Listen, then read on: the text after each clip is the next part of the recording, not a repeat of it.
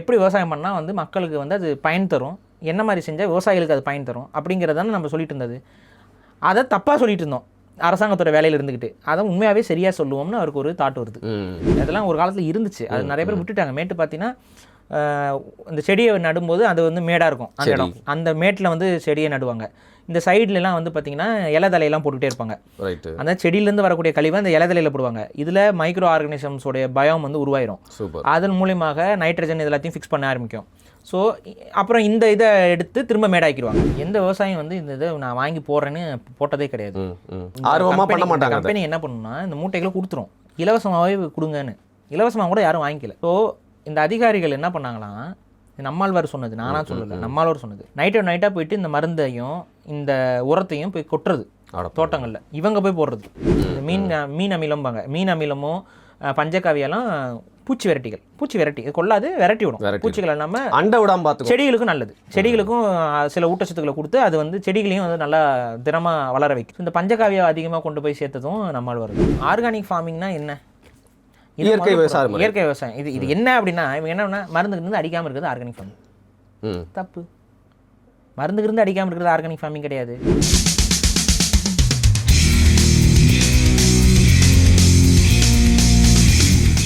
வணக்கம். இந்த மனிதரை குறித்து நம்ம வருண் டாக்ஸில் பேசணும், பாரி அவர்கள் கூட பேசணும்னு சொல்லிட்டு ரொம்ப நாளாக எனக்கு ஆசை. முதல்ல வந்து பாரி அவர்களை வரவேற்றலாம். வணக்கம். எனக்கு இவரை குறித்து மற்றவங்கலாம் வந்து அவங்கவுங்க காணொலிகளில் நிறைய விஷயங்கள் சொல்லுவாங்க, இவர் கூட பழகினவங்க வந்து நிறைய விஷயங்கள் சொல்லுவாங்க. குறிப்பாக வந்து அதற்கு ஒருத்தர் வராரு அப்படின்னா அவரோட சித்தாந்தம் ஒரு சொல்லிக் கொடுக்குற விஷயத்தின் மூலமாக இன்னும் பல சிஷ்யர்கள் உருவாகி அவங்களும் போயிட்டு இவருக்கு ஈக்குவலான நிறைய விஷயங்கள்லாம் வந்து பண்ணியிருக்காங்க இல்லையா? ஸோ நம்மாழ்வார் வந்து நம்ம விவசாயத்துக்கு, தமிழ் சமூகத்துக்கு செஞ்ச நிறைய விஷயங்கள் வந்து இன்னும் மக்களுக்கு வந்து நிறைய பேருக்கு, ஜென்ரல் ஆடியன்ஸ்க்கு போய் சேராமல் இருக்கும். நீங்கள் நம்மாழ்வார் அவரை வந்து எப்படி பார்க்குறீங்க? அடிப்படையில் வந்து தமிழர்களுக்கு, தமிழ் மக்களை பாதுகாக்க, இல்லை தமிழர்களுடைய வாழ்வியலையோ கலாச்சார பண்பாட்டு கூறுகளையோ பாதுகாக்க ஒவ்வொரு ஆளுமைகளை வந்து தமிழ் தாயை ஈண்டெடுப்பார்கள். அத்தகைய ஒரு ஆளுமை தான் நம்மாழ்வார். அவருடைய ஆளுமை எந்த இடத்துல வெளிப்பட்டுருது அப்படின்னா, நம்மாழ்வாரோட வரலாறு நீங்கள் பார்க்கணும். அவர் அடிப்படையில் வந்து அக்ரிகல்ச்சரல் இது படிச்சுட்டு அதான் படித்தார். அதில் மூலயமா அரசாங்க வேலைக்கு போகிறாரு. அந்த அரசாங்க வேலை வந்து அந்த வேளாண் ஆஃபீஸராக போகிறாரு. அங்கே போயிட்டு அவங்களோட வேலை என்னென்னா, அங்கே போய் பார்ப்பாங்க பயிர்கள்லாம் எப்படி போடுறாங்க என்னன்ட்டு, அந்த மக்களுக்கு வந்து விழிப்புணர்வு கொடுத்து மருந்து கொடுக்கணும், இந்த இதை பண்ணுங்கன்னு சொல்லணும். அங்கே ஏதாவது நோய் வாய்ப்பட ஆரம்பிக்குதுன்னா அங்கே போய் இன்ஸ்பெக்ஷன் பண்ணி அங்கே எதனால் நோய் வாய்ப்படுது, அந்த மண் சாயில் டெஸ்ட் எடுத்து இந்த சாயிலில் என்னென்ன ஊட்டச்சத்து குறைபாடு இருக்குது, அதுக்கு என்ன ஊட்டச்சத்து கொடுக்கணும், இதெல்லாம் பார்த்துட்டு பேசிக்காக வந்து இந்த பெரிய பன்னாட்டு நிறுவனங்களுடைய ப்ராடக்ட்ஸை கொடுத்து அந்த மக்களுக்கு வந்து விழிப்புணர்வு கொடுத்து உற்பத்தியை பெருக்கணும். இதுதான் வந்து அரசாங்கம் அதை தான் வெளிப்படையாக சொன்னால் பசுமை புரட்சியில் இந்த மாதிரி ஜாப்ஸ்ன்னு சொல்லி உருவாக்குனாங்க. அதில் தான் இவருக்கு வேலையும் கிடைக்குது. இவர் படித்ததுக்கு அதை தான் போய் வேலையும் பார்க்குறாரு.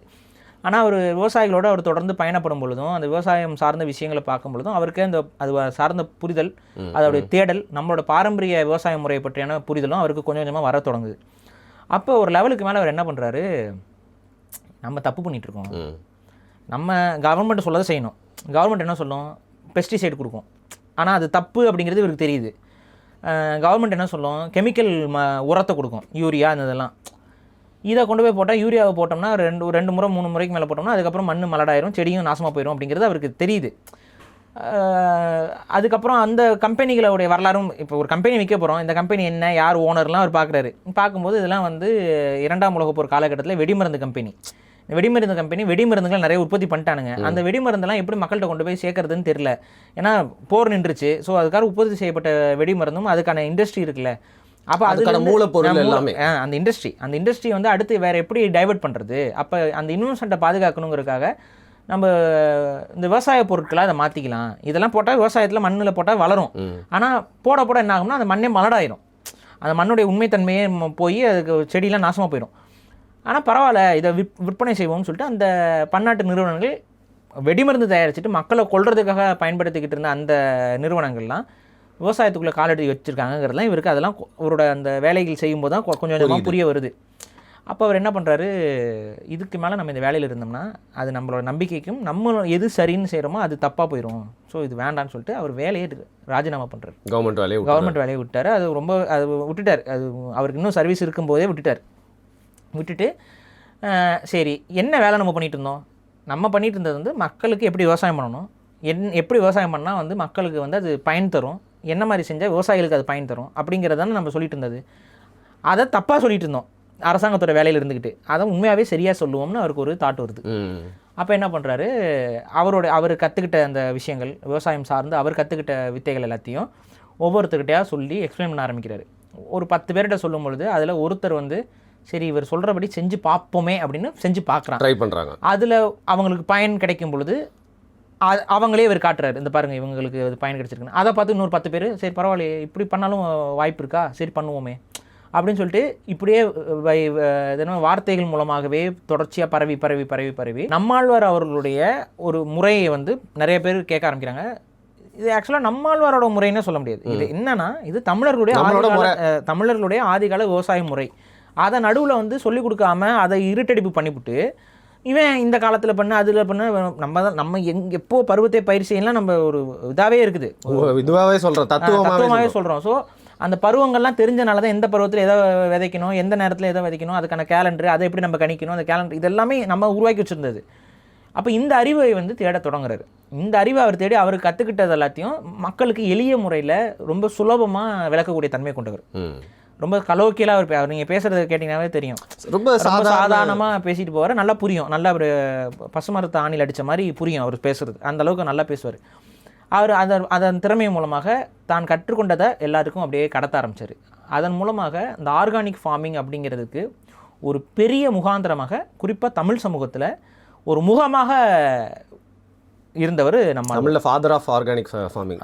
அது போக தமிழ்நாட்டுக்கு வரக்கூடிய சில நாசகர திட்டங்கள், இப்போ ஃபார் எக்ஸாம்பிள் ஸ்டெர்லைட்டு, இந்த மீத்தேன் ப்ராஜெக்ட், நியூட்ரினோ ஆய்வகம், ஸோ இந்த மாதிரியான நாசகர திட்டங்கள், அணு உலை, இது எல்லாத்துலேயுமே இது வந்து விவசாயத்தை பாதிக்கும், விவசாயத்தின் மூலமாக திரும்ப மனிதர்களை வந்து அது பாதிக்கும் அப்படிங்கிற அடிப்படையில் அவர் கலந்துக்கொள்ளாத போராட்டங்கள் கிடையாது, அவர் பேசாத போராட்ட மேடைகள் இல்லை, அத்தனை போராட்டத்துலையும் கலந்துக்குவார். விவசாயம் சம்மந்தப்பட்ட அப்புறம் கல்லுக்கு ஆதரவான போராட்டங்கள், இந்த மாதிரி விவசாய சார்ந்த எல்லா போராட்டத்துக்கும் அவர் கலந்துக்கிட்டு அவர் முன்னிருந்து அவர் சார்பில் பேசியிருக்காரு, போயிருக்காரு. அப்புறம் எப்படி நம்ம இது மட்டும் இல்லை, கால்நடை வளர்ப்பில் தொடங்கி இதில் நம்மளோட பாரம்பரிய முறையில் என்ன செஞ்சோம், எப்படி செஞ்சோம், எது பண்ணோம், எல்லாமே வந்து அவர் தொடர்ச்சியாக பண்ணுறத ஒரு லெவலுக்கு மேலே இன்றைக்கி விவசாயிகள் அப்படின்னு பேசும்பொழுதே நம்மாழ்வாரை ஒரு ஐக்கானாக போடாமல் நம்மளால் பேச முடியாது. நம்மாழ்வார் ஒரு பிராண்டாகவே இன்றைக்கி இருக்கிறார். ஸோ இதுதான் வந்து அவருடைய அந்த ஒரு பேசிக்காக சொல்லணும்னா ஆர்கானிக் ஃபார்மிங்கை நம்மளுடைய பாரம்பரிய முறையான இதை இன்னொன்று வந்து சொன்னோம்னா உணவு தோட்டங்களாக இருக்கட்டும், இல்லை வந்துட்டு இந்த செல்ஃப் சஸ்டைன்டு தற்சார்பு பொருளாதாரம் சார்ந்த விவசாய முறை, யாரையும் நம்பாமல் நம்மளே எல்லாமே இது எல்லாத்தையுமே வந்து இருந்த அறிவை திரும்ப ரீடிஸ்கவர் பண்ணி அதை பெரும்பான்மையான மக்கள்கிட்ட போய் சேரும் விதமாக எளிமைப்படுத்தி கொண்டு போய் சேர்த்தவர் வந்து நம்மாழ்வார். ஸோ இவர் கூட இருந்தவங்க நிறையா வந்து பார்த்தீங்கன்னா நிறைய விஷயங்கள்லாம் பண்ணியிருக்காங்க, ரொம்ப முக்கியமான நபர்கள்லாம் இல்லையா, நெல் ஜெயராமனாக இருக்கட்டும், அதுக்கப்புறம் அந்த பேட்டன்ட் எல்லாம் போயிட்டு வந்து ரைஸ்க்கு உண்டான விஷயங்கள் எல்லாம் வந்து ஸோ அவர் பண்ணது மட்டும் இல்லாமல் அதை பார்த்து இன்னும் நிறைய பேர் இன்னைக்கு வரைக்கும் பண்ணிகிட்டே இருக்காங்க. கடைசியில் நிறைய பேர் பயிற்சிலாம் கொடுத்தாரு அப்படின்னு நினைக்கிறேன். ஆமாம், அவருக்குன்னு அந்த ஒரு தனியாக இது வச்சுட்டு தொடர்ச்சியாக அதன் மூலமாக நிறைய விவசாயிகளை வந்து உருவாக்கியும் விட்டுருக்காரு. அவங்க அதில் பயிற்சி வகுப்பெல்லாம் இருக்கும், அங்கே போய் தங்கி படிக்கிற மாதிரி இருக்கும். ஆமாம், அங்கே போய் தங்கி எத்தனையோ நாள், அதெல்லாம் டேட்லாம் முன்னாடி ஞாபகம் இருந்துச்சு, இப்போ மறந்துச்சு. அங்கே போயிட்டு பயிற்சி எடுத்துக்குவாங்க. அதில் வந்து எப்படி என்னென்ன பயிர்களுக்கு எப்படி விவசாயம் பண்ணால் ரொம்ப எளிமையாக ஆர்கானிக் ஃபார்மிங்கை வந்து அந்த மேட்டுப்பாத்தி முறை இதெல்லாத்தையும் அவர் வந்து ரீக்ரியேட் பண்ணி கொண்டு வந்தார். அதெல்லாம் ஒரு காலத்தில் இருந்துச்சு, அது நிறைய பேர் விட்டுட்டாங்க. மேட்டுப்பாத்தினா இந்த செடியை நடும்போது அது வந்து மேடாக இருக்கும், அந்த இடம், அந்த மேட்டில் வந்து செடியை நடுவாங்க. இந்த சைட்லலாம் வந்து பார்த்தீங்கன்னா இலதலையெல்லாம் போட்டுகிட்டே இருப்பாங்க, அந்த செடியிலேருந்து வரக்கூடிய கழிவை அந்த இலதலையில் போடுவாங்க. இதில் மைக்ரோ ஆர்கானிசம்ஸோடைய பயம் வந்து உருவாயிரும், அதன் மூலியமாக நைட்ரஜன் இதெல்லாத்தையும் ஃபிக்ஸ் பண்ண ஆரம்பிக்கும். ஸோ அப்புறம் இந்த இதை எடுத்து திரும்ப மேடாக்கிடுவாங்க. அப்புறம் இப்படியே மேடாக்கிட்டே இருப்பாங்க, அந்த விவசாயம் செய்கிற இடம் மேடாகிட்டு இருப்பாங்க, தண்ணி விடுவாங்க, இது கொஞ்சம் இறங்கிடும், அடுத்த இதில் திரும்ப இந்த வடிஞ்சிருக்கிற அந்த இடத்துலேருந்து திரும்ப மேடாக்குவாங்க. ஸோ இதுதான் மேட்டுப்பாத்தி முறை. ஸோ இதில் என்ன ஆகும்னா இந்த கீழே வந்து பயாலஜிக்கலாக ரொம்ப ரிச்சாக இருக்கும், அதை நம்ம எடுத்து மேலே போட போட போட போட ஒட்டுமொத்த ஃபெர்டிலைஸ்டான ஒரு இதில் மேட்டுப்பாத்தி முறையில் காய்கறிகள்லாம் பண்ணலாம். கத்திரிக்காய், வெண்டைக்காய், நீங்கள் வந்து தக்காளி, இதெல்லாம் வந்து மேட்டுப்பாத்தி முறையில் பண்ணால் நல்லா சிறப்பாக லாபம் கொடுக்கக்கூடியது. இந்த மாதிரி இதெல்லாம் அந்த மேட்டுப்பாத்தி முறையெல்லாம் வந்துட்டு ஒரு காலத்தில் தமிழர்கள்கிட்ட இருந்தது தான், நம்ம அதை மறந்துட்டோம். நம்மாழ்வார் என்ன பண்ணுறாரு, அவர் ஊராக போய் பார்க்கும்போது ஏதாவது ஒரு இடத்துல ஏதோ ஒரு கிராமத்தில் ஒரு விவசாயம் பண்ணிட்டு இருப்பார்ல, இது எப்படிங்கன்னா அவருக்கு தெரியாது, அது அவருக்கு எதனால அப்படி பண்ணுறோம், இப்படி பண்ணால் இது நல்லா உரமாகுங்க, ஊட்டச்சத்தாக இருக்குங்க அப்படின்னா அப்போ அதுக்கு பின்னாடி இருக்க அறிவியல் இவருக்கு தெரியும். ஏன்னா இவர் அதை தான் படிச்சுருக்காரு. ஸோ இவருக்கு இந்த சத்து இதில் அதிகரிக்குது, இந்த சத்து அது எல்லாத்தையும் டாக்குமெண்ட் பண்ணி அவர் அப்போ இதை நம்ம வந்து திரும்ப ரீஎஸ்டாப்ளிஷ் பண்ணணும் அப்படின்னு சொல்லி இந்த மாதிரி அவர் ரெண்டாவது அவர் தமிழ் சமூகத்துடைய விவசாய முறை மட்டும் அவர் எடுத்துக்கல, அகில இந்திய அளவில் இருந்த ப்ராக்டிசஸையும் அவர் ஆய்வு பண்ணார். ஓகே, அகில உலக விவசாய முறைகளையும் அதுலேயும் இருந்தும் நிறைய விஷயங்களை வந்து நன்மைகள் என்னென்ன இது பண்ண மியோவாக்கின்னு சொல்லிட்டு அந்த ஜப்பானிய காடுகள்னா அதெல்லாமே வந்து நம்மால் நிறைய ப்ரொமோட் பண்ணியிருக்காரு. மியோவாக்கி காடுகள்லாம் நம்மளே உருவாக்குற காடுகள் மாதிரி. ஆமாம் ஆமாம், அதாவது செயற்கையாக காடுகளை எவ்வளோ வேகமாக உருவாக்குறதுக்கு மியோவாக்கிங்கிற ஒரு ஜப்பானிய ஒரு ஆய்வாளர், அவர் விவசாய ஆய்வாளர் தான், அவர் வந்து கண்டுபிடிச்ச முறை காட்டை எவ்வளோ வேகமாக வளர்க்கலாம் அப்படின்னு சொல்லிட்டு. ஸோ அந்த முறைமையில் இருக்கக்கூடிய இந்த சயின்ஸ் எல்லாம் புரிஞ்சுக்கிட்டு அந்த அந்த விஷயங்களையும் அவர் வந்து நிறையா பரப்பியிருக்காரு. நீங்கள் சொன்ன மாதிரி அவர் அதை படிச்சுட்டு ஒரு சைடு வந்து படிச்சுட்டாரு, இப்போ மாடர்ன் ஃபார்மிங் எல்லாத்தையும் படிச்சுட்டதுனால அந்த ரெண்டு அறிவும் சேர்ந்து வரும்போது அந்த அவருக்கு அந்த அந்த தாட் இருந்துச்சு, விஷன் இருந்துச்சு, அது ரெண்டையும் போட்டு மிக்ஸ் பண்ணி கொண்டு வரும்பொழுது அவருக்கு அந்த சக்ஸஸ் ரேஷியோ வந்து அதிகமாக இருந்துச்சு. நம்மாழ்வார் அவருடைய வழிமுறைகளை முறையாக பின்பற்றக்கூடியவர்கள் இன்றளவும் ஆர்கானிக் ஃபார்மிங்கில் பெரிய அளவு நல்ல லாபகரமான தொழிலாக. ஏன்னா அவர் வந்து பார்த்தீங்கன்னா காய்கறி வியாபாரம்னா மதிப்பு கூட்டிய பொருளாக கொண்டு போகணும்னு தான் அவர் சொல்லுவார். சரி, எப்பவுமே விவசாயிக்கு எப்போ லாபம் வரும்னா மதிப்பு கூட்டிய பொருளாக கொண்டு வரணும். இப்போ மதிப்பு கூட்டிய பொருள்னா ஃபார் எக்ஸாம்பிள் இப்போ தென்னந்தோப்பு இருக்குது அப்படின்னா தேங்காவை மட்டும் கொண்டு கொடுக்கக்கூடாது, தேங்காவை மட்டும் பண்ணுறதா இருக்கக்கூடாது. அதை இல்லை, அது தேங்காய் நார் அதெல்லாம் பை ப்ராடக்ட்ஸ். சரிங்க, அப்போ மதிப்பு கூட்டிய பொருள் அப்படின்னா தேங்காய் எண்ணெய். சரி, அது தேங்காவாக இருக்கிறது. அந்த இடத்துல ஒரு கொப்பரையை இது போட்டுட்டு கொப்பரைக்கு இது காய வைக்கிற இடத்த போட்டுட்டு முடிச்சிட்டோம்னா தேங்காய் எண்ணெய் எடுத்துக்கலாம். ஸோ சமையல் தேங்காய் எண்ணெயாகவோ இல்லை வந்து அதில் இன்னும் கொஞ்சம் மூலிகையெல்லாம் உங்கள் தோட்டத்திலே போட்டு எடுக்க முடியும்னா மூலிகை தேங்காய் எண்ணெய்னு காய்ச்சி விற்றுலாம், மதிப்பு கூட்டிய பொருள். சூப்பர். ஸோ இதில் உங்களுக்கு வருமானம் வந்து ரொம்ப பன்மடங்கு அதிகமாக. ஸோ எப்பவுமே வேல்யூ ஆடட் ப்ராடக்டாக மதிப்பு கூட்டிய பொருளாக தான் நீங்கள் ஒரு விவசாயி வந்து தற்சார்பாக செயல்படணும்னா செய்ய முடியும். வியாபாரிகிட்ட கான்ட்ராக்ட் பேஸில் பண்ணோம்னா அவன் இருக்கிறதுலே கம்மியான ரேட்டுக்கு தான் எடுக்க பார்ப்பான். புரியுது. அப்போ உங்களுக்கு அதில் லாபம் கிடைக்காதுங்கிறதுல இந்த ஒரு அடிப்படை அறிவை வந்து தமிழ்நாட்டில் இருக்கக்கூடிய பல விவசாயிகள்கிட்ட கொண்டு போய் கொடுத்தவர் வந்து நம்மாழ்வார். ரைட். இப்போ ஒரு விஷயங்கள் இது மாதிரி செய்கிறாங்க அப்படின்னா நீங்கள் சொல்கிறீங்க அந்த வந்து விவசாய புரட்சி, பசுமை புரட்சிக்கு அப்புறம் இதெல்லாம் சொல்லிட்டு ஸோ இதை சுற்றி ஒரு பெரிய சந்தை ப்ராடக்ட்டு எல்லாமே இருக்கும். இப்போ எப்படி இந்த மெடிக்கல் மாஃபியான்னு சொல்கிற மாதிரி இதுவும் வந்து ரொம்ப சக்தி வந்தாங்க. இவர் இப்படி உள்ளே கொண்டு வரும்போது நிறைய எதிர்ப்பு வந்திருக்கும்ல. அவரே இன்றைக்குமே நம்மாழ்வாரோட இறப்பில் நிறைய பேருக்கு சந்தேகம் இருக்குது. தெரியுமா? எப்படி சொல்கிறீங்க? நிறைய பேருக்கு ஏன் அவர் எந்த நேரத்தில் இறந்தாருன்னு தெரியுமா? மீத்தேன் ப்ராஜெக்டுக்கு எதிராக வந்து பைப்புகளை உடைச்சிட்டு வந்தார், 2 தினங்களில் அவர் இறந்தார். அதனால் நிறைய அவருடைய பின்பற்றக்கூடிய நபர்களுக்கு இன்றளவும் அவருடைய இறப்பில் வந்து சந்தேகம் இருப்பதாகவே சொல்லி கொண்டு இருப்பார்கள். இதை நம்ம அந்த சந்தேகத்தை முன்வைக்கல, அந்த சந்தேகம் நிறைய பேருக்கு இருந்தது அந்த காலகட்டத்தில். ஏன்னா போய்ட்டு அவர் தான் போயிட்டு குழாயெல்லாம் தூக்கி போட்டே வந்தார், கையெல்லாம் பிடிச்சி குழாயெல்லாம் நீ எப்படி குழாயெல்லாம் பதிக்கலை அப்படின்னு சொல்லிட்டு அவர் தூக்கி போட்டார். ஸோ கண்டிப்பாக எதிர்ப்புலாம் இருந்திருக்கும். அந்த எதிர்ப்புலாம் அவர் ஃபேஸ் பண்ணிட்டு தான் இருந்தார். அவர் ஒரு சாதாரணமான ஒரு குடிசையில் தான் தங்கிட்டு இருந்தார், பசுமையகம்னு நினைக்கிறேன் பேர், அந்த இடத்து பேர். அங்கே தான் தங்கிட்டு இருப்பார், அங்கே தான் ஸ்கூல்லாம் நடக்கும். அவங்க அங்கே தான் இறந்தவரும் கூட. அவர் நல்ல ஆரோக்கியமாக இருந்த ஒரு மனுஷன். அவர் எப்படி அவர் இவ்வளோ சீக்கிரம் போயிட்டார் அப்படிங்கிறது ஓகே. ஆனால் அந்த நாலேஜ் அப்படிங்கிறது கடத்திட்டு போயிட்டாருன்னு ஒரு சைடு வந்து சந்தோஷமாகவும் இருக்குது. இப்போது நம்ம எப்போவுமே பேசுகிறப்ப சொல்லிப்போம் விவசாயமே வந்து இயற்கைக்கு எதிரான ஒரு விஷயம் தான் அப்படின்னு சொல்லிட்டு. ஸோ நம்ம வந்து விவசாயத்தை வந்து பண்ண ஆரம்பிச்சு இது மாதிரி எல்லா சமூகங்களும் வந்து விவசாயம் பண்ணியிருக்கோம், அதில் நம்ம வந்து ஒரு பயனீராக இருந்திருக்கோம் இல்லையா? அப்படி இருக்கிறப்போ இந்த ஃபர்டிலைசர்ஸ்லாம் வந்து போடணும் அப்படிங்கிறதுக்கான தேவை என்ன அதிகமாக வந்துச்சு? அது எப்படி ஈஸியாக, ஏன்னா நம்ம ஆட்கள் வந்து ஒரு விஷயத்தை உள்ளே வருதுன்னா ஏற்றுக்க மாட்டாங்க, நீ என்னடா சொல்கிறது அப்படிங்கிற மாதிரி. பட் எப்படியெல்லாம் அது வந்து புகுத்த நம்மாழ்வாரே ஒரு இடத்துல பதிவு பண்ணுவார். அவர் என்ன பண்ணியிருப்பாருன்னா, எந்த விவசாயம் வந்து இந்த இதை நான் வாங்கி போடுறேன்னு போட்டதே கிடையாது. ஆர்வமாக பண்ண மாட்டாங்க. கம்பெனி என்ன பண்ணணும்னா இந்த மூட்டைகளை கொடுத்துரும், இலவசமாகவே கொடுங்கன்னு. இலவசமாக கூட யாரும் வாங்கிக்கல. ஸோ இந்த அதிகாரிகள் என்ன பண்ணாங்களாம், நம்மாழ்வார் சொன்னது, நானாக சொல்லலை, நம்மாழ்வார் சொன்னது, நைட்டாக போயிட்டு இந்த மருந்தையும் இந்த உரத்தையும் போய் கொட்டுறது தோட்டங்களில், இவங்க போய் போடுறது. அப்போ அடுத்த இதில் விளைச்சல் வரும்ல, பார்ப்பாங்கல்ல, ஆமாம் போட்டோன்னே விவசாயத்தில் விளைச்சல் வருது, சரி ஓகே அப்போ இது போடலாம் போல், இது வாங்கி போடலாம் போல் அப்படிங்கிற எண்ணம் வந்துடும். பட் ஆனால் அது டிபெண்டன்சியை நோக்கி தள்ளுது. நம்மக்கிட்ட நாட்டு விதைகள் இருக்குது. இப்போ நாட்டு விதைகள் நம்மக்கிட்ட இருக்கும் பொழுது அது அந்த எடுக்கிற பழங்கள் காய்கறிகளில் ஒரு சின்ன பங்கு எடுத்தால் நம்ம திரும்ப விதையை தக்க வச்சுக்குவோம், திரும்ப அதையே போடுவோம், திரும்ப நமக்கு விதை கிடைக்கும், தக்க வச்சுக்குவோம். இப்போ இந்த முறையில் பிரச்சனை இல்லாமல் இருந்துச்சு. இன்றைக்கி வந்து ஒரு காலத்தில் இந்த ஹைப்ரிட் பழங்கள், விதை இல்லாத தானியங்கள்லாம் வர வர என்ன ஆகுதுன்னா, இந்த விதையில்லாத பழங்கள், விதை இல்லாத காய்கறிகள்னு வர வர ஆட்டோமேட்டிக்காக விவசாயிகள் வந்து விதைக்கு வேறு இடத்துல நிற்க வேண்டிய கட்டாயத்துக்கு தள்ளப்பட்டோம்ல. காசு கொடுத்து வாங்குறோம், அவன் காசை ஏற்றிக்கிட்டே வந்தான். 10 ரூபாய்க்கு பாக்கெட் விற்றான், அடுத்து 20 ரூபானா, அப்புறம் 30 ரூபானா, அப்புறம் 50 ரூபானா, அப்புறம் ஒரு பாக்கெட் 500 ரூபான்ட்டான். இப்போ அந்த இடத்துக்கு வந்துருச்சு. அப்போ இந்த டிபெண்டன்சி வந்து இருக்கக்கூடாது. அப்படி இதெல்லாம் வந்து எப்படி டிபெண்ட் ஆகுறாங்க, இந்த இதை போடுற, சரி நீ வந்து முழுசாக போடாத, ஒரு பங்குக்கு மட்டும் அங்கே இந்த விதையை போட்டுப்பார் எப்படி வருதுன்னு பாரு அப்படின்னா பார்த்தோன்னு இவங்க கண்ணுக்கு பார்க்குறக்கு எப்படி இருக்கு, நல்லா குண்டா. அப்புறம் அவன் என்ன பண்ணுவான், இந்த மீடியாலாம் யார் கண்ட்ரோலில் இருக்குது, இந்த மாதிரி ஆட்களோட கண்ட்ரோல், இந்த பெரிய பெரிய கார்பரேட். அவன் என்ன பண்ணுவான், தக்காளினா இந்த ஃபோட்டோ காட்டுமா, இதுதான் தக்காளி, இதுதான் கத்திரிக்காய். என்றைக்காவது நாட்டு கத்திரிக்காய் ஃபோட்டோவில் காமிச்சு பார்த்துருக்கீங்களா? என்றைக்காவது நாட்டு தக்காளியை நீங்கள் ஃபோட்டோவில், நிறைய பேருக்கு ஓப்பனாக சொல்லுவா நாட்டு தக்காளிகளோட வகைகள் எத்தனைன்னு தெரியாது. எனக்கே தெரியாது, எனக்கு வந்து நிறைய பேருக்கு தெரியாது. நான்லாம் பார்க்கும்போது வியப்பாக இருக்கும், தக்காளியில் எத்தனை வெரைட்டிடா. நம்ம போனால் 2 தக்காளி, பெங்களூர் தக்காளி நாட்டு தக்காளின்னு வாங்கிட்டு வருவோம். சொல்கிறாங்கல்ல, தக்காளி எவ்வளோ வெரைட்டி இருக்குது தெரியுமா? அது ஒவ்வொன்றும் ஒவ்வொரு சுவை. தக்காளியில் ஒவ்வொன்றும் ஒவ்வொரு சுவை. நீங்கள் கொஞ்சம் யோசிச்சு பாருங்கள், ஒவ்வொரு சமையல் நம்ம ஒவ்வொரு மாதிரி செய்கிறோம். ஒரு தக்காளி இனிப்போட புளிப்பாக இருக்கும், ஒரு தக்காளியோட புளிப்போட தன்மை வேறு மாதிரி இருக்கும், ஒரு தக்காளியோட தன்மை இப்படி இருக்கும். இப்படி இருக்கும்போது எத்தனை வெரைட்டி ஆஃப் டேஸ்ட்டில் நம்ம பண்ணலாம். நாக்கு ஊறுது. ஒவ்வொரு தக்காளியில் அத்தனை வகை. இதில் கொடி தக்காளின்னு ஒன்று இருக்குது, இப்போ நிறையா இருக்குது. நல்ல பெருசாக ஒரு தக்காளி இருக்கும், அதுவும் நாட்டு தக்காளி தான், நல்ல பெரிய வகை தக்காளியாக இருக்கும். அது நான் சொல்கிறேன் பாருங்க, அந்த இங்கே பர்கர், இந்த பீஸா, இந்த மாதிரி விஷயத்தில் அந்த பெரிய மாதிரி தக்காளி, அதாவது இதில் அது ஹைப்ரிட் தக்காளியே போடுறான் அவன்.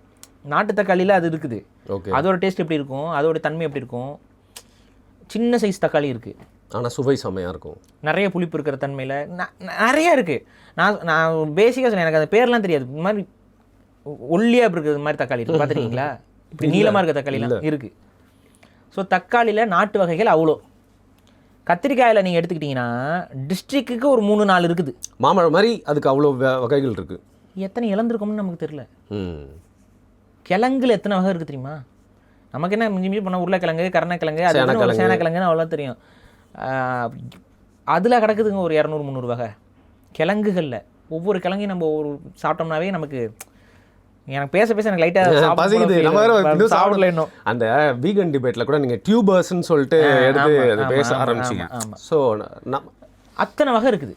கிழங்குகளில் நமக்கு அவ்வளோ வகை இருக்குது, பழங்களில் நமக்கு அவ்வளோ வகைகள் இருக்குது. இது போக காய்கறி வகைகளில் நமக்கு அவ்வளோ, புடலங்கால அத்தனை வகைகள் வச்சுருக்கிறோம். இப்போ இதெல்லாம் நாட்டு காய்கள், இதெல்லாம் இதுக்கு ஒவ்வொன்றுக்கும் ஒவ்வொரு தன்மை இருக்குது. இதுக்கு ஒவ்வொன்றுக்கும் மருத்துவ குணங்களில் தொடங்கி அது நிறைய இருக்குது. இயற்கையாகவே இவைகள் எல்லாம் வந்து ஹார்டி பிளான்ட்ஸ். ஹார்டி பிளான்ட்ஸ் அப்படின்னா அவ்வளோ சீக்கிரம் அடிபடாத செடிகள். இதுக வந்து இதோட மகசூல் வந்து கம்மியாக இருந்தாலும் இதோடைய மரபுத்தன்மை ஸ்ட்ராங்காக இருக்கனால இதுகளோட காய்கறிகள், இதுகளுடைய பழங்களில் பூச்சி தொல்லையோ இல்லை நோய் தாக்குதலோ ரொம்ப கம்மியாக இருக்காது, தாங்கிடும் அது. இப்போ ஒரு செடி 10 பழம் பழுக்குது, ஒரு உதாரணத்துக்கு சொல்கிறேன், ஒரு ஹைபிரிட் செடி 10 பழம் பழுக்குது. இது நம்ம செடி 5 பழம் தான் பழுக்கும். ஈல்டு வந்து கம்மியாக கொடுக்கும். ஆனால் இந்த செடி அடுத்த வருஷமும் கொடுக்கும், அதான் அடுத்த சீசனுக்கும் கொடுக்கும், அதுக்கு அடுத்த சீசனுக்கும் கொடுக்கும். ஆனால் இந்த செடி ஒரு இதோ கொடுத்துட்டு அப்படியே போயிடும், அப்புறம் திரும்ப எல்லாத்தையும் ஃபஸ்ட்லேருந்து பண்ணணும். அப்போ நீங்கள் ஓவராலாக யோசிச்சு பார்த்தீங்க அப்படின்னா நம்ம நாட்டு வகை செடிகளுக்கு வந்து லைஃப் அதிகம், ப்ரொடக்ஷன் குவாலிட்டி அதிகம், அந்த உணவு தன்மையும் அதோட குவாலிட்டி இருக்குல்ல, அந்த டேஸ்ட்டு அது அதிகம், அதில் இருக்க சத்து அதிகம். இப்போ இதில் நம்ம இன்னொரு அம்மையார் ஒருத்தங்க இருக்காங்க, நம்மளவரோட நண்பர் தான் அவங்களும் வந்து இந்தியா லெவலில் ஃபேமஸ். அவங்க பேர் நான் டக்குனு ஸ்ட்ரைக் ஆகலை, உங்களுக்கு கண்டிப்பாக உங்களுக்கு தெரிஞ்சிருக்கும். அவங்க ஒன்று சொல்லுவாங்க, நம்ம எப்பவுமே வந்து எவ்வளோ ஃபுட் ப்ராடக்ட்ஸ் பெர் ஏக்கர்னு கணக்கில் வைக்கக்கூடாது, எவ்வளோ நியூட்ரியன்ஸ் பெர் ஏக்கர்னு கணக்கில் வைக்கணும் அப்படிவாங்க. கடைசியில் ஊட்டச்சத்து தானே அது பேசிக்லி. எவ்வளோ நியூட்ரியன்ஸ் பெர் ஏக்கர்னு கணக்கு வச்சிங்க அப்படின்னா நம்மளுடைய நாட்டு வகைகளை அடிச்சிக்கவே முடியாது. ஏன்னா இவைகள் 100 மடங்கு இவைகளை விட ஊட்டச்சத்து மிக்கவை கம்பேரிட்டிவ்லி. அப்போ ஹெல்த்தியர், எவ்வளோ ஹெல்த்தியான ஃபுட்டை நம்ம ஒரு ஏக்கரில் எடுக்கிறோங்கிற கணக்கு வைங்க. எவ்வளோ ஊட்டச்சத்துன்னு கணக்கு வச்சிங்கன்னா அது அடிபட்டு போயிடும். இங்கே நீங்கள் நார்மலாக இருக்கக்கூடிய ஒரு காய்கறி, ஒரு ஹைப்ரிட் காய்கறி பழம், அதில் ஒரு ஊட்டச்சத்து இருக்கும், அதுலேயும் இருக்க ஊட்டச்சத்து, அதில் ஒரு ஊட்டச்சத்து இருக்கும். அது கூட நம்ம நாட்டு ரகத்தை ஒரு ஏக்கரில் போடுறோம், இதுலேயும் ஒரு ஊட்டச்சத்து இருக்கும். இந்த இது எவ்வளோ, இந்த ஊட்டச்சத்தை விட இந்த ஊட்டச்சத்து அதிகமாக நமக்கு அந்த ஏக்கர்லேருந்து நம்மளால் ப்ரொடியூஸ் பண்ண முடியுது அப்படின்னா எது ஹெல்த்தி, எது மனிதர்கள் சாப்பிடணும்? அதிக நியூட்ரியன்ஸ் உள்ளது தான். அதிக நியூட்ரியன்ஸ், அதிக குவான்டிட்டி முக்கியம் இல்லை, அதிக குவாலிட்டி முக்கியம். குவாலிட்டி வேணுமா குவான்டிட்டி வேணுமானா குவாலிட்டி வேணும் தான் சொல்லுவோம், புரியுதா? ஸோ இது வந்து புரிஞ்சுக்கணும். அப்போ இந்த குவாலிட்டியான ஃபுட்ஸாக நம்மளுடைய நாட்டு மரங்கள், செடிகள் இதெல்லாத்தையும் நம்மாழ்வார் வந்து மீட்டெடுத்தார்னா இது விதைகளை சேமிக்க. விதைகளை சேமிக்கிறவருக்கு நீங்கள் சொன்னீங்கல்ல, அது மாதிரி நெல் வகைகளில் சேமிக்கும் பொழுது அதுலேயே எத்தனையோ எனக்கு தெரிஞ்சு ஆயிரக்கணக்கான நெல் வகைகள், நெல்லுலேயே அவ்வளோ வகைகளை வந்து அவர் சேர்த்து வச்சிருந்தார் நெல்லில். அதாவது ப்ரிசர்வ் பண்ணி வச்சுருந்துருக்கு. ஆமாம், அந்த விதைகள் எல்லாம் ஒவ்வொரு ஊரில் அதெல்லாம் பார்த்தீங்கன்னா அந்த ஊருக்கு தன்மையில் அது இருக்கும். அந்த ஊரோட மண்ணுக்கு தகுந்த மாதிரி அதை அவங்க உருவாக்கி வச்சுருப்பாங்க. இதை நம்ம அந்த உருவாக்குற தன்மையை இன்றைக்கி நம்ம இழந்துட்டோம். பல தலைமுறைகளை உருவாக்கி வைக்கிறது, இதை விட்டுறக்கூடாது. நான் அதனால தான் திரும்ப திரும்ப சொல்கிறேன், இந்த ப்ரீட்ஸாக இருக்கட்டும், இந்த நம்மளோட கால்நடைகளாக இருக்கட்டும், இன்றைக்கி நம்மளோட மாடு வந்து நீங்கள் விட்டுட்டீங்க அப்படின்னா அதுக்கப்புறம் நீங்கள் நம்ம மாட்டை உருவாக்கவே முடியாது. எப்படி உருவாக்குவீங்க? அதுதான் விஷயம்.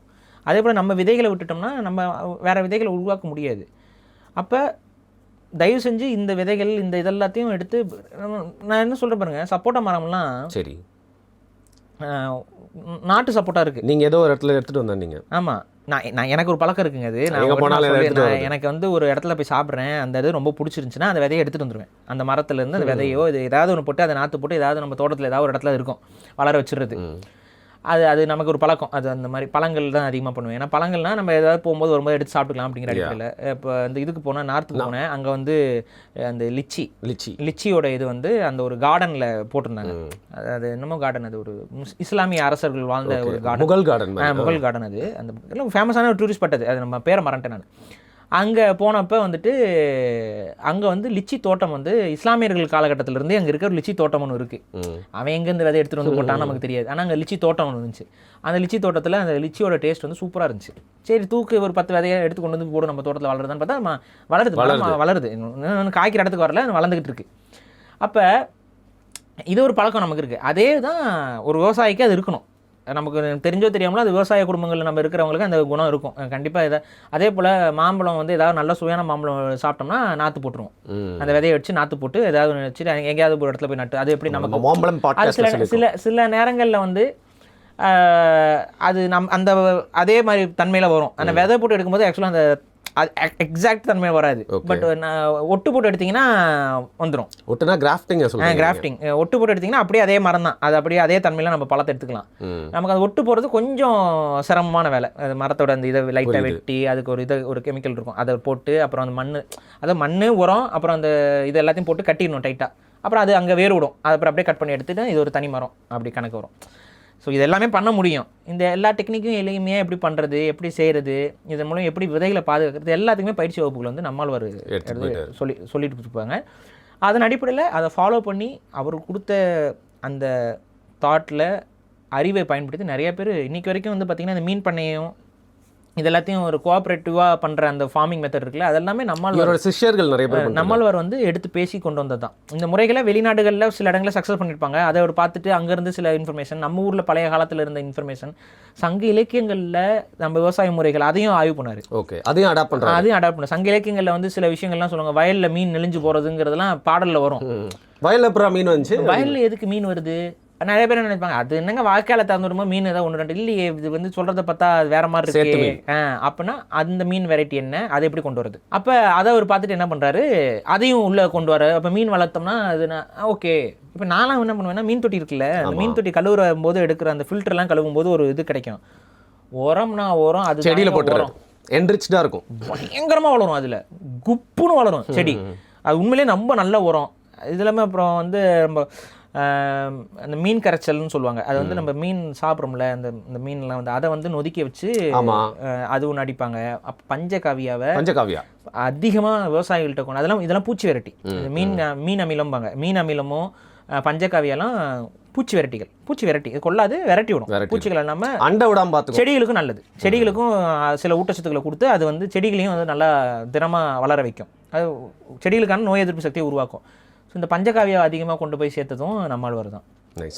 இதெல்லாமே இருந்தது. பஞ்சகாவியெல்லாம் புதுசு இல்லை, இருந்துச்சு. ஆனால் அதை விவசாயத்துக்குள்ளே அதிகப்படியாக கொண்டு போய் அவர் வந்து அவரோட பேச்சின் மூலியமாகவும் அவரோட செயல்பாட்டுகள் மூலியமாகவும் கொண்டு போய் சேர்த்தார். தெரிஞ்சோ தெரியாமலோ நிறைய காணொலிகள் வந்து அவர் பேசிய காணொலிகள்லாம் வந்துருக்கு. ஸோ அவர் போகிறதுக்கு முன்னாடி அந்த காணொலிகள்லாம் இது பண்ணியிருக்காங்க. மோஸ்ட் ப்ரொடெக்டட் பிளேசஸ்ன்னு சொல்லிட்டு ஒரு லிஸ்ட் நான் ரீசெண்டாக பார்த்தேன். அதில் வந்து நார்வேலேயே ஸ்வீடன்லாம் தெரியல, வேர்ல்டில் இருக்க எல்லா சீட்ஸையும் வந்து பார்த்தீங்கன்னா நார்வே தான் 24 hours வந்து ப்ரொடெக்ட் பண்ணி வச்சுருக்காங்க. நாங்கள் போனப்போ கூட என்கிட்ட சொன்னாங்க, அங்கே ஏதோ ஒரு இடத்துல அந்த நார்த்தன் இதில் எப்பவுமே ஐஸ் இருக்கிற இடத்துல அவங்க விதைகள் இது எல்லாத்தையும் முக்கியமான விதைகள் நாளை பின்ன ஏதாவது ஒரு பேரழிவு வந்து நீங்கள் என்ன பிரச்சனைனா பேரழிவு வந்தாலும் அந்த நார்வேலாம் போய்லாம் விதை ஒன்றும் பண்ண முடியாது. ஒன்றும் பண்ண முடியாது. நீங்கள் போனீங்கன்னா நீங்களே வளர்ந்து செத்து போயிருவீங்க. போய் விதை எப்படி எடுத்துகிட்டு வருவீங்க? அது அந்த அளவுக்கு இருக்கும் அது நாசம். அது இல்லை நம்ம கும்பத்துலேயும் அது உண்மையா இல்லை அது சும்மா ரொம்ப எக்ஸாஜரேட்டடா? அதே உண்மைதான். ஓகே, கும்பத்தில் விதைகளை போட்டு வைக்கிறது அது அதுக்காக சேமிச்சு வச்சது தான். நம்ம என்னன்னா அது ஆனால் வருஷம் நம்ம எடுத்து அதை பயன்படுத்துவோம். நம்ம ஆட்கள் இப்போ வந்து அதை ஆன்மீகம்ங்கிற பேரில் அதை போட்டு வச்சு 8 வருஷம் அப்படின்னு வச்சுறாங்க. அதில் அந்த விதையோட தன்மை இதாயிரும், போயிடும். ரைட். இப்போது முக்கியமான ஒரு கேள்வி, எல்லாருமே இந்த மாடர்ன் விவசாயிகள் சப்போர்ட் பண்ணுறவங்க, விவசாய முறை சப்போர்ட் பண்ணுறவங்கன்னா இவங்க வந்துடுறாங்க சும்மா ஆர்கானிக் ஃபார்மிங்க்கு மாறினா வந்து நம்ம நாட்டோட பிரச்சனையே வந்து பெருசாயிரும், நம்மளுக்கான உணவு உற்பத்தி தேவை அப்படிங்கிறது வந்து பண்ண முடியாது. இப்படி ஆர்கானிக் ஃபார்மிங் போய் நிறைய கண்ட்ரிஸ் வந்து திவாலா இருக்கு, வெளியில இருந்து வாங்க வேண்டியது உணவு பஞ்சம் இல்லை. இது ஆக்சுவலாக இது வந்து இது எப்படி பார்க்குறீங்க நீங்கள்? ஆர்கானிக் ஃபார்மிங்னா என்ன? இயற்கை விவசாயம். இது என்ன அப்படின்னா இவங்க என்னன்னா மருந்துக்கு அடிக்காமல் இருக்கிறது ஆர்கானிக் ஃபார்மிங். தப்பு. மருந்துக்கு அடிக்காமல் இருக்கிறது ஆர்கானிக் ஃபார்மிங் கிடையாது. ஒரு செடி என்ன எப்படி வளருது, எப்படி அதோடைய எப்படி காய்ப்பு வந்து எப்படி அதிகப்படுத்துது, இதை இயற்கையின் வழியில் விடை காண்றது தான் ஆர்கானிக் ஃபார்மிங். நீ என்ன பண்ணுற? ஆர்கானிக் ஸ்ரீலங்காவில் பண்ண கூட்டம். ஸ்ரீலங்காவில் அது எடுப்பார் கைப்புள்ள நாடு. அந்த எடுப்பார் கைப்புள்ள நாடு அது எதுக்கு இந்த வேலையை பண்ணியிருக்குன்னு தெரியாதா? ஆர்கானிக் ஃபார்மிங்கை கொண்டு வரோங்கிற பேரில் கடைசி வரைக்கும் ஆர்கானிக் ஃபார்மிங்கே நடக்கக்கூடாதுங்கிறதுக்காக பண்ண வேலை அது. ஒரு பேட் எக்ஸாம்பிள் அதை உருவாக்கிக்கிறாங்க அங்கே பஞ்சத்தை கொண்டு வந்து. பேசிக்காக ஆர்கானிக் ஃபார்மிங்னா இப்படின்லாம் மாறாது. நாளையிலேருந்து நீங்கள் வந்து உரம் யாரும் போடக்கூடாது அப்படின்னு சொல்லி தடையை போட்டுன்னா மாற்று உரம் ஏன் கொடுப்பான்? உங்கள் அப்பா நான் கொடுப்பேன். ஆல்டர்னேட்டிவ் இல்லை. என்கிட்ட மாடு இருக்கா? எல்லா தோட்டத்துலையும் மாடு இருக்கா?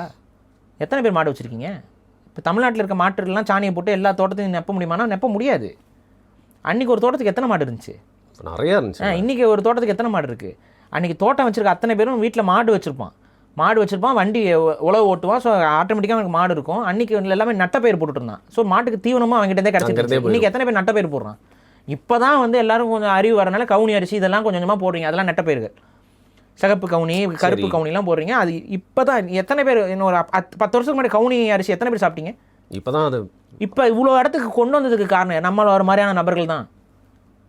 கவுனியில் இவ்வளோ சத்து இருக்குது, இவ்வளோ சத்தான சாப்பிடு இப்படி இன்றைக்கி சாப்பிட. இன்றைக்கெலாம் கர்ப்பிணி பெண்கள் கவுனி சாப்பிடணும், கவுனி கஞ்சி குடி, கவுனியில் செஞ்ச அல்வா கவுனி அல்வா சாப்பிட்ருக்கீங்களா? சாப்பிட்டு பாருங்கள் ஒரு நாள். இந்த வடச்சென்னை பக்கம்லாம் போய் சாப்பிட்டு பாருங்கள். இருக்கு அங்கெல்லாம் விற்பாங்க. சாப்பிட்டு பாருங்கள். எனக்கு பசிக்குது.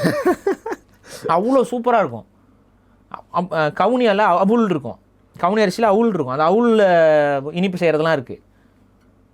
நான் என்ன கேட்குறேன்னா இதெல்லாம் எப்போ தெரிய வருது நமக்கு? இழந்ததுக்கப்புறம் உட்காந்து கண்கெட்டமின் சூரிய நமஸ்காரம் தான் பண்ணிக்கிட்டு இருக்கிறோம். நான் என்ன சொல்லி இன்னும் இழக்கலை, இன்னும் மீட்கிறதுக்கு அவ்வளோ விஷயங்கள் இருக்குது. இதை நம்ம மீட்டு கொண்டு வரணும். முதல்ல இது வந்து கிராஜுவலாக தான் கொண்டு வரணும். நான் என்ன சொல்கிறேன், முதல்ல இப்போ ஆர்கானிக் ஃபார்மிங் சரின்னு படுறவங்க அதில் அதிகமாக அறிவை வளர்த்துக்கோங்க. அறிவை வளர்த்துட்டு கொஞ்சம் இப்போ உங்ககிட்ட வந்து பார்த்தீங்கன்னா ஒரு 10 ஏக்கர் இருக்குது அப்படின்னு வச்சுக்கிட்டிங்கன்னா முதல்ல ஒரு 2 ஏக்கருக்கு ஆர்கானிக் ஆரம்பி பாரு. அதில் உனக்கு பெனிஃபிட் வருதா, அது எப்படி பண்ணுறோம், நம்ம கரெக்டாக பண்ண முடியுதான்னு பாரு. அப்புறம் அந்த அறிவை வளர்த்துக்க கொஞ்சம் கொஞ்சமாக எக்ஸ்டெண்ட் பண்ணு. அதில் இருக்க அப்ஸ் அண்ட் டவுன்ஸ் தெரிஞ்சிடும். கொஞ்சம் கொஞ்சமாக எக்ஸ்டெண்ட் பண்ணி அதுக்கப்புறம் முழுமையான ஒரு இதுக்குள்ள இவங்க என்ன தெரியுமா பண்ணுறாங்க? ஐடியில் வேலை பார்த்துட்டு இருப்பாங்க. நம்ம நிறைய பேர் பண்ணுறது தப்பாக நான் சொல்கிறேன். ஐடியில் உட்காந்து வேலை பார்த்துட்டு இருப்போம். வேலை பார்த்துட்டு இருக்கும்போது கையில் காசு நிறையா சேர்ந்துடும். என்ன பண்ணுறது? ஒரு 20 லட்சம் 30 லட்சம் சேர்ந்துடும். அந்த 20 லட்சம் 30 லட்சத்தை வச்சு என்ன பண்ணுறதுன்னா இவங்களுக்கு ஏதாவது ஒரு சில கான்செப்டில் விவசாயம் பண்ணணுங்கிற எண்ணம் இருக்கும். அதில் வந்து உடனே வந்துட்டு மேபி இதில் இவங்களாம் இன்ஸ்பயர் ஆகி கூட சரி விவசாயம் பண்ணலாம் அப்படின்ட்டு. விவசாயம் பண்ணணும்னா ஒரு விஷயம் வள்ளுவரே சொல்கிறாரு, எந்த ஒரு விவசாயி தினமும் தன் பயிரோடு பேசி கொண்டு இருக்கிறானோ அவனுக்கு தான் பயன் கிடைக்கும் அப்படின்னு வள்ளுவர் சொல்கிறாரு. இந்த சென்ஸ் லைக் அவ்வளோ உறவாக அப்படின்னா டெய்லி நீ அங்கே இருக்கணும், டெய்லி அங்கே பார்க்கணும். நீங்கள் வேலையாட்கள்லாம் வச்சு நீங்கள் விவசாயம் பண்ணிங்கன்னா அதில் பயன் வராது. தோட்டக்காரங்க மாதிரி அவங்க வந்துட்டு பார்த்துட்டு போயிடுவாங்க. நான் ஓப்பனாக சொல்கிறேன், நம்ம அங்கே கண்ணுக்கு முன்னாடி இறங்கும்போது தான் இப்போ அதெல்லாம் நாங்களாம் போகும்போதெல்லாம் வரும்போது எங்கள் அப்பாலாம் வந்து ஒவ்வொரு மரமாக பார்ப்பாரு. நான் என்ன எதுக்குடா ஒவ்வொரு மரமாக பார்க்குறாருன்னு அப்படின்னு தோணும். ஆனால் ஒவ்வொரு மரமாக பார்த்து அந்த மரத்தோட மட்டையை பார்ப்பாரு, அதோட இலைகளை பார்ப்பாரு, அதோட இதை பார்ப்பாரு. பார்த்துட்டு சின்னவர் இதுக்கு வந்து இதை வச்சுருங்க, இது பண்ணிடுங்க, அது ஒன்று இதுக்கு இந்த இது வைங்க, இதுக்கு அது இது பாருங்கள் மேலே வந்து பென்சில் டாப் வர மாதிரி இருக்குது, அது வந்து பாதிப்பாயிர போகுது, இந்த காண்டாமிருகம் வந்து அதிகமாக பறக்குது, இதை கொஞ்சம் கட்டுப்படுத்தணும். அவ்வளோ தெரியுது. இதெல்லாம் பார்த்து அப்படியே ஒவ்வொன்றும். அப்புறம் மரம் வந்து கொஞ்சம் பெருக்காமல் இருக்குது பாருங்கள், கன்று வந்து கன்று வந்து பெருக்காமே இருக்குது, இதாக இருக்குது, வளரல, உயரம் வரல, இது பண்ண இலை வந்து பழுப்பு நிறமாக மாறுது. இதெல்லாம் பார்க்கணும். இலையோட நிறத்தை பார்க்கணும், இதெல்லாம் யார் பாப்பா? நீங்கள் சொல்லுவீங்க தண்ணி பாய்ச்சினா போதும், தண்ணி மட்டும் அவர் பாய்ச்சிக்கிட்டே இருந்தானா வந்துருமா? வராது. போய் பார்க்கணும், களத்தில் போகணும், அங்கே நின்று ஒவ்வொரு மரமாக பார்த்து இது பண்ணி. சிலர்லாம் சொல்லுவாங்க அந்த மரத்துக்கு ஒரு முடியாமல் இருக்கும், அப்போ வந்து போய் அதுக்கிட்ட உட்காந்து பேசுகிறவங்களாம் இருப்பாங்க. அப்படி பேசினா அது வந்து சரியாகும் அப்படிங்கிற ஒரு நம்பிக்கை உண்டு. அதுக்கு சமீபத்தில் சூர்யாவும் கார்த்தியும் ஒரு எக்ஸாம்பிள் கொடுத்துருந்தாங்க நடிகர்கள். அவங்க வீட்டில் ஒரு மரம் அந்த மாதிரி பட்டு அப்போ போய் அவங்க போய் பேசிகிட்டே இருந்தாங்கன்னா எங்கள் வீட்லேயே அது நடந்துச்சுங்கிறாங்க. அப்போ அந்த இடத்துல இருந்து அதை பண்ணணும். ஆனால் இன்றைக்கி நிறைய பேர் ஆர்கானிக் ஃபார்மிங்னு பண்ணணும்னு ஆசைப்படுறவங்க என்ன பண்ணுறீங்க? ஓப்பன் இப்போ ஒரு பெரிய ஸ்கேம் நடந்துருக்கு. என்ன? சென்னை அருகாமையில் மாந்தோப்பு. இப்போ கேள்விப்பட்டிருக்கீங்களா இந்த மாந்தோப்பு? வாங்கிக்கலாமாமா? உங்களுடைய ஆசையை நிறைவேற்றுறோம். மாந்தோப்பு சென்ட் கணக்கில் மாந்தோப்பு, ஆனால் சென்ட் கணக்கில். என்ன தெரியுமா பண்ணுறாங்க? ஆல்ரெடி ஒரு மாந்தோப்பு இருக்குங்க, அதில் சின்ன சின்ன ஃப்ளாட் மாதிரி போட்டு விற்கிறது. அதை வந்து வீடு கட்ட முடியாது, அது மாந்தோப்பு தான். அதில் வர வருமானத்தை உங்களுக்கு நாங்கள் பரிந்து கொடுப்போம். ஸ்கேம் இது. இதுல எல்லாம் போய் ஏமாறுதுங்க. யாரும் ஏமாறா? இந்த ஐடியில் வேலை பார்த்துட்டு பணம் சம்பாதிக்கல, வெளிநாட்டில் போயிட்டு ஏதாவது ஒரு வேலையை பார்த்துட்டு டாக்டராக இதாகிறப்பங்க. அந்த இயற்கை அழைக்குது அப்படின்னு இருக்குல்லங்க, அதை வந்து இவங்க யூஸ் பண்ணிக்கிறாங்க, தப்பாக அவங்க யூஸ் பண்ணுறாங்க. இதெல்லாம் போய் ஏமாறாதீங்க. தோட்டம் வாங்குறியா போ, ஊரா பாரு, ஏதாவது ஒரு இடத்துல கண்டிப்பாக தோட்டம் கிடைக்கும். இன்னொன்று, தோட்டம் வாங்கினீங்கன்னா பாதையோடு இருக்கான்னு பாருங்க. இதெல்லாம் முக்கியங்க தோட்டத்துக்கு. கரெக்டு. நம்ம ஒரு ஆக்டர் ஏமாந்த ஞாபகம் இருக்கா? நம்ம இவர் பேர் என்ன? வடிவேல் இல்லைங்க, இவருங்க சூரி வந்து ஒரு தோட்டம் வாங்குறேங்கிற பேரில் யாரோ காவல்துறை அதிகாரிலாம் வந்து சொன்னாருன்னு சொல்லிட்டு அதான் வந்து தோட்டத்தை வாங்கினாரு. கடைசியில் தோட்டத்துக்கு பாதையே இல்லை. தோட்டத்துக்கு பாதையே இல்லைன்னா அது தோட்டமே இல்லை. எப்படி நீங்கள் விவசாயம் பண்ணி எப்படி பொருளை வெளியே கொண்டு வருவீங்க? எப்படி கொலா பதிப்பீங்க? எப்படி என்ன பண்ணுவீங்க? எந்த பாதையும் இல்லைன்னா எப்படி வண்டி கொண்டு வந்து என்ன பண்ணுவீங்க? அப்போ பாதை இல்லாத தோட்டத்துக்கு வந்து வேல்யூ இல்லாமல் இருக்கும். அதெல்லாம் பாதை இருக்குதா அந்த தோட்டத்துக்கு, என்ன ஏதெல்லாம் பார்த்துட்டு அதுக்கப்புறமா வாங்கி, இல்லை பாதை இல்லாமல் இருந்துச்சுன்னா கூட பாதைக்கு சேர்ந்த மாதிரி பக்கத்தில் நம்மளாம் வாங்கி அதை பாதையாக்கி தான் பயன்படுத்த முடியும். ஸோ இந்த மாதிரிலாம் இருக்குது. இதெல்லாம் பார்க்காம கொள்ளாமல் எவனோ ஒருத்தன் எங்கேயாவது வெளிநாட்டில் உட்காந்து வேலை கஷ்டப்பட்டு சம்பாதிக்கிறத கொண்டு நிலம் வாங்குறேன் விவசாயம் பண்ணுறேன்ட்டு ஏமாந்து நிறைய பேர் கரியாக்கியிருக்காங்க. நிறைய பேர் இதில் வந்து நாங்கள் உங்களுக்கு ஆர்கானிக் ஃபார்மிங் நாங்கள் பண்ணி கொடுக்குறோம்லாம் ஒரு குரூப் இறங்குனாங்க. நாங்கள் பண்ணுறோங்க, நாங்கள் இது பண்ணுறோங்க, அது பண்ணுறோங்க, இதுக்கு இவ்வளோ ஆகுங்க, அதுக்கு அவ்வளோ ஆகுங்க, இப்படி ஆகுங்க. அதுக்கப்புறம் போட்டிங்கன்னா ரிட்டர்ன்ஸ் இப்படி வருங்க, மாதம் உங்களுக்கு இவ்வளோ வருமானம் வந்துருங்க. உஷாரு. இந்த மாதிரிலாம் ஏமாத்துறவங்க நிறைய பேர் இருக்காங்க. தயவு செஞ்சு புரிஞ்சு இதை உங்களுக்கு விவசாயத்தை பற்றி தெரியலனா நீங்கள் விவசாயம் பக்கம் வராதிங்க. விவசாயத்தை பற்றி தெரிந்து கொண்டு வரணும்னு நினைக்கிறவங்களும் ஸ்டெப் பை ஸ்டெப்பாக டைமாக எடுத்துவாங்க. அதாவது விவசாயம் தான் உண்மையான தொழிலே. வேறு எல்லா தொழிலும் சும்மா நான் சொல்ல வள்ளுவர் சொல்லி நிரந்தரம் இல்லை. வள்ளுவரே சொல்லியிருக்காரு, ஒட்டுமொத்த உலகமும் அவங்க பின்னாடி தான். உழுதுண்டு வாழ்வார், மற்றவரெல்லாம் தொழுதுண்டு பின் செல்பவர். வள்ளுவர் சொல்லிட்டார், நாங்கள் சொல்லலை. உழுதுண்டு வாழ்வன் தான் வாழ்கிறவன். இப்போ புரிஞ்சுக்கோங்க, வாழ்க்கைனாவே அதுதான். அதான் பில் கேட்ஸே பண்ணுறாரு. அவன் வேறு மாதிரி வருவான், பட் அவன் நல்லவன் கிடையாது. ஸோ நீங்கள் அதை புரிஞ்சுக்கணும். அப்போ நம்மளவர் என்ன சொல்கிறாரு? ஒருங்கிணைந்த பண்ணினா என்ன? ஒருங்கிணைந்த பண்ணினா மீன் வளர்ப்பு இருக்கும், அதில் கோழி வளர்ப்பு இருக்கும், ஆட்டு வளர்ப்பு இருக்கும். இதெல்லாம் என்ன ஏது? இதில் ஒரு ஆடு வளர்க்குனா என்னென்ன நோயின்னு. நான் டேரெக்டாக விவசாயம் இது பண்ணுறதில்ல, நம்ம குடும்பம் பண்ணுறேன், அது வேறு. நம்ம பண்ணுறதில்ல டேரெக்டாக. இருந்தாலும் எனக்கு ஒரு ஆர்வம் இருக்கும், அதில் என்ன ஏது என்னென்னு அப்பப்போ நாங்கள் தெரிஞ்சுட்டு போய். நமக்கு ஒரு நண்பர் ஒரு டாக்டர் ஒருத்தர் இருக்குது, அவருக்கும் விவசாயத்தில் ஆர்வம். அவர் வெளிநாட்டிலலாம் டாக்டர் வந்துட்டு வந்தவர் தான், அவருக்கு நிறைய பேருக்கு தெரியும். அப்புறம் சொல்ல வரேன் யாரு, அவரும் அடிக்கடி பண்ண பரிசல் நம்ம முயல் பண்ண போட்டுடலாமா அப்படின்னு. முயல் பண்ண என்னங்க சொல்லு. ஏன்னா முயல் வந்து one of the best protein. உணவுக்கு வந்து பெஸ்ட் ப்ரோட்டீன். ஆனால் என்னன்னா நடுவில் வந்து நம்ம முன்னாடிலாம் முயல் அடித்து சாப்பிட்டு தான் இருந்தோம், சாப்பிட்டு இருந்த சமூகம் தான். பட் நடுவில் வந்து பெட் மார்க்கெட்டுக்கு மட்டுமே முயல்ங்கிற மாதிரி ஆகி ஃபுட் மார்க்கெட்டில் முயலே இல்லாமல் போய் கடைசியில் வந்து அது பாவமாக வேறு இருக்குங்கிறனால யாரும் அதை சாப்பிடாம விட்டாங்க. But one of the best protein, அதுவும் ஈஸியஸ்ட் ஃபார்ம் ஆஃப் ப்ரோட்டீன். சிக்கனை விட, சிக்கன் வந்து இன்றைக்கி மாஸ் ஃபார்மிங்கில் பண்ணி இதெல்லாம் அதை விட முயல் வந்து ரொம்ப ஹெல்த்தி, ஈஸியாக, ரொம்ப குரூவல்ட்டி இல்லாமல் ரொம்ப ஹெல்த்தியாக அந்த மீட்டை வந்து ப்ரொடியூஸ் பண்ண முடியும். அதுவும் இனப்பெருக்கத்துலையும் வேகமாக பண்ணணும். அது நோய் தாக்கல் ரொம்ப கம்மி, அது ரொம்ப சின்ன இடத்துலையே வச்சு வளர்த்துற முடியும், ரொம்ப கம்மியான லேபர்ஸை பயன்படுத்தி வளர்த்துற முடியும். அதுக்கு பெரிய டிசீசஸ் கிடையாது. அதுலேருந்து வரக்கூடிய ப்ராடக்ட்ஸோட தன்மையும் குவாலிட்டியும் ரொம்ப அதிகம். அதோட தோல்லேருந்து அதோட முடியிலேருந்து எல்லாமே அது அதிகம். ஸோ கம்ப்ளீட்டாக மனிதர்களுக்கான ஒரு ப்ரோட்டீன் டயட்டை இது பண்ணுற ஒரு விஷயமா முயல் இருக்கும். ஆனால் அந்த முயலோட அல்டர்னேட்டிவான அந்த ஒரு விஷயத்தை மறைச்சி விட்டு வெறும் சிக்கன்னே சாப்பிட வச்சுட்ருக்காங்க. பட் முயல் வந்து உண்மையிலே ஒரு நல்ல அல்டர்னேட்டிவ். இதை வந்து அவர் என்கிட்ட பேசுவார், நம்ம முயல் பண்ண போடுவோம், நம்ம வந்து அதை வந்து மக்கள்கிட்ட கொண்டு போய் சேர்ப்போம் அப்படின்னு சொல்லி.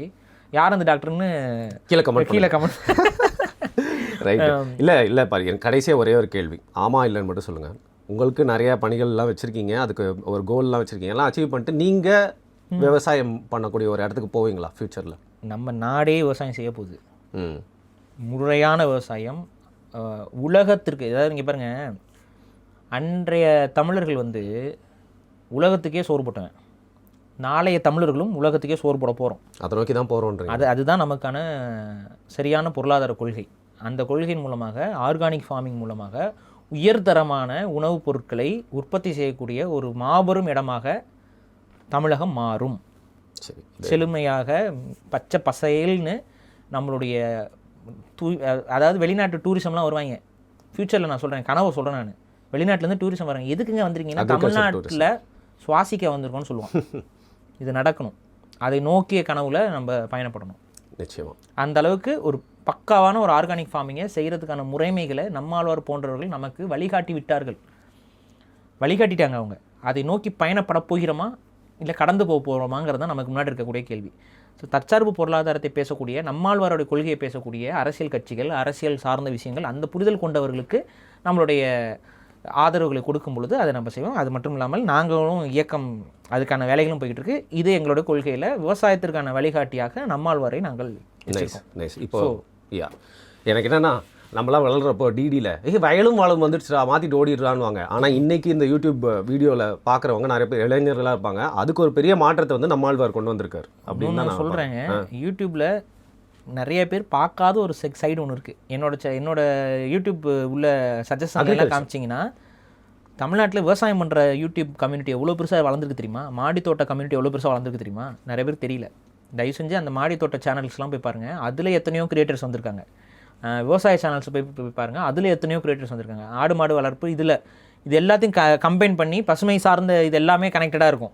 இது ஒன்றுக்குள்ளே தொட்டுட்டிங்கன்னா எல்லாத்தோடையும் கனெக்ட் ஆகிருக்கு. கரெக்டாக சொன்னீங்க. நேற்று தான் விதைகள்னு ஒரு சேனலோட ஓனர் அவர் என்கிட்ட இதெல்லாம் சொல்லிட்டு இருந்தார். அது ஒரு பெரிய கம்யூனிட்டிங்க. பெரிய கம்யூனிட்டி. அத்தனை பேரும் உட்காந்து பார்த்துட்டு இருக்காங்க அதை. ஸோ மில்லியன்ஸில் வியூஸ் போயிட்டுருக்கு. நீங்கள் நினைக்கிறீங்க வந்து நம்ம அந்த தாட் ப்ராசஸில் அவ்வளோ பேர் உருவாகிட்டு இருக்காங்க. ஸோ எதிர்காலம் என்பது சிறப்பாகத்தான் இருக்கும். என்ன அரசியல் தெளிவாக தெரிந்து கொண்டீர்கள் என்றால் எதிர்காலத்தை சிறப்பாக கட்டமைத்துடலாம். ஆனால் அரசியல் புரிதல் இல்லாமல் இருந்தீங்கன்னா அந்த எதிர்காலத்தை நோக்கி நம்மளால் பயணிக்க முடியாது. அதை புரிஞ்சுக்கோங்க. ஓகே, மிக்க ஒரு முக்கியமான ஒரு எபிசோடு. அன்றைக்கி போர் அடிக்கணும்னு நினச்ச விஷயத்தை இன்றைக்கி எல்லாம் ஆர்வமாக பார்க்குற மாதிரி நிலைமை வந்திருக்கு. மிக்க நன்றி பாரு. நன்றி.